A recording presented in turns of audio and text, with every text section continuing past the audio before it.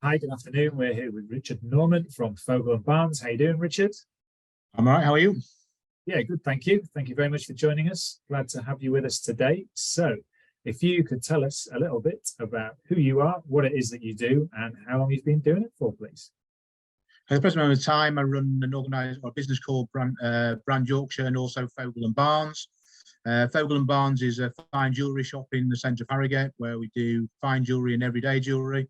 I also am the chairman of Frickley Athletic Football Club and trustee of the Frickley Athletic Community Foundation.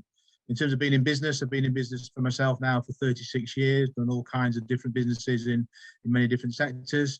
I think retail is my natural home after spending 13 years running a book and jigsaw business in a previous life, and just love the experiences that we give in retail. And that's why we got back into doing jewellery within the retail trade. Fantastic. A wealth of experience there to draw on. So, what is it that makes you different in the jewellery business then? If we look at Fogel and Barnes, how do you stand out on the high street for what you do? We understand how important the experience is for the customers, and every single customer, whether they're spending a £50 on some earrings or whether they're spending £12,000 on an engagement ring, it's very much about the experience. We have to, in retail now, make sure the experience is absolutely 100% every single time. With online shopping, obviously people can just press a button and buy products. So the only difference you can be is giving that experience. We also do a lot of bespoke engagement rings and wedding rings where Mona actually designs them herself, gets them manufactured here in the UK. And so we just stand out in terms of being different in terms of our quality and difference in terms of the products that we buy. Fantastic. Thank you for sharing that. So in terms of your business journey to date, it covers a wealth of experience, but I say sticking with the jewellery side of things, how's that been for you over the last few years, if there is a few words that you could describe it? Some people say roller coaster. What's it been like for you? Yeah, a roller coaster. We actually set the business up in lockdown. So I was previously involved in construction, and obviously we were running the Brand Yorkshire events at the time. But we went 2 years without having been able to do a conference. We went 2 years without having to do any weekly or monthly networking events, which obviously affected us. And we just made a big decision in our lives to actually look at our lives every single way. So we moved from living in Leeds to living in Harrogate. We also looked at actually doing a completely different business. And we both went away, both did business plans for different things. And in the end, we both came back with the idea of doing jewellery. So after looking back at the business plan and chunking it down and looking at it through thoroughly, we made the decision that jewellery was going to be for us, based around the fact that we could get back into our true love of being in retail. But also retail needs to be something that's high value, so you're not having to see thousands of customers every day, because the high street's a lot quieter than it was even 18 months or 2 years ago. So we made a big change in terms of doing that. Obviously a big learning process as well. We took a temporary shop on just to try it, and then we've moved to our existing site, which is next to Marks and Spencer's in Harrogate. Managed to do a very good deal with the landlord based around the fact that rents have obviously come down considerably since the pandemic. And that's just given us the opportunity to sign a lease that is good for us. It gives us length and 10 years in it, but we've also got a break clause in another 4.5 years if things don't quite work out and we want to move somewhere else. So it's given us the flexibility, taking a lot of the risk out of running the business, but it gives us a real opportunity to build something for the future. Fantastic. A good approach there in terms of planning the future and liabilities on that. So what does the future look like for you from where you are now? What do you see as the main challenges are going ahead that you can actually foresee in today's topsy-turvy world? Well, certainly in terms of the last 6 or 7 years, where we've gone from Brexit to other issues. We had a property business with Grenfell. We then obviously had the pandemic. We've got a war. We've got hyperinflation. You know, I don't think in 36 years of being in business, I've seen so many changes and so quickly to all different kinds of markets. And where we are with the cost of living crisis now, it isn't just about people spending money. It is about the situation where we've got where we've also just got to make sure that people are out looking for the right items as well. So we concentrate very much on the bridal wear. So we look at weddings, engagement rings, eternity rings, and that's where we get the vast majority of our business. We made a big decision at the end of last year to actually go up in value rather than lowering our prices. Yeah. Because obviously people who are struggling with money are going to really struggle at the present amount of time. And with what I've seen with the Frickley Athletic Foundation and other work that I do in the community, there's a real challenge with there with people not having food on the table, which really does concern me. Sure.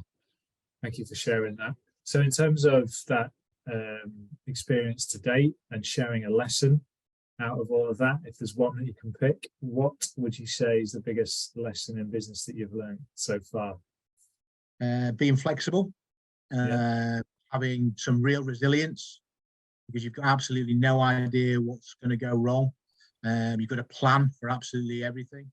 Make sure, if I'm giving any advice to anybody, it'd be write a full business plan out, making sure it's as detailed as possible. Think about all your risks, think about your weaknesses. You can't think about everything that's going to go wrong because nobody thought a pandemic was going to come around or the cost of living crisis, but you've still got to have a get out of jail card. Yeah. So even in retail, because flexibility for me is the most important. Yeah. Fantastic. Thank you for sharing that. So what inspires you to do what you do? You've reflected on the community work with Frickley there. Is it helping other people, the people that you work with, clients, customers, family, friends, anything you read, listen to? Feel free to share inspiration for what you do. Well, the age of 15, I suffer from dyslexia, and the age of 15, my English teacher told me I was thick, stupid, and never achieve anything in my life. So I could have actually gone either way and been thick and stupid and not done anything, or I could have actually gone out and tried to make something of my life. And even at that stage, I sort of studied, why would people be successful? And I looked at it, and it was more about your emotional intelligence and also learning all the time, and very much about being flexible. And it's about all those emotional intelligence traits, determination, flexibility, resilience.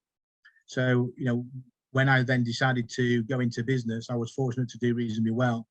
But I've always wanted to help those kids that were also told they were thick and stupid and come from disadvantaged areas. I opened a youth club in 1997, which still has 200 children a week going to it. I worked extensively in the Young Offenders Institute at Wetherby, helping young offenders. And I've been involved in football on and off for about 20 years. And now with Frickley Athletic, we've actually got the foundation that helps literally thousands of young people every single week, either in school, after school activities, and helping some really disadvantaged people. And if we can make a difference to even 2 or 3 of those children for the rest of their lives, you can make a big difference to their friends, their peers, and the community altogether. And that's what's really my passion as much as anything else. Fantastic. I can tell by the way you're speaking about it that there lies the passion and inspiration. So it's brilliant. Thank you for sharing that. So in terms of sharing, lastly, really around some latest news about what you're up to, maybe about the foundation there, feel free to share anything that we could perhaps go visit in terms of website and find out a little bit more, or perhaps help out if the opportunity is there. Yeah, in terms of where we are with Frickley Athletic, the community foundation, as I say, is growing and growing. We're just opening a food bank at the moment, where we're actually helping people literally that haven't got enough money to spend on food. We're doing all different kinds of sporting activities, from rugby to netball, all under the same brand. We're doing after-school clubs, preschool clubs. We do holiday camps. We do mental health coaching and training and suicide protection for prevention for children as well. So, we've got 4 employees now who are working out in the community every single day, making a difference to hundreds of children. And if anybody wants to join us, either on the board of the football club or be one of the trustees, that would be absolutely fantastic. In terms of Fogel and Barnes, we're just growing the business based around bringing in different designs, designing our own products, and just doing a lot of work on social media to attract the clients that we know and we need to have for our business to grow. Brilliant. Is there anywhere we can donate for the charity or anything like that? If they just find me on LinkedIn, Richard Norman on LinkedIn, or they get hold of Frickley Athletic on Twitter with a direct message, or Fogel and Barnes with a direct message on Twitter, please just get involved. It's not just about money. We need money to survive. We need money to make a difference. but a lot of it is expertise as well and help. And we're getting more and more involved with schools. So anybody that's got anything to give, whether it's time or they would like to do some sponsorship, that would be absolutely fantastic. And if anybody would like to be my guest at a football match and enjoy some hospitality, some pie, peas and real football and a pint, then please just get in touch. Awesome. Richard, absolutely fantastic talking to you. Thank you so much for sharing all that you have. I wish you all the best with all of the activities you've got going on. And thanks again. My pleasure.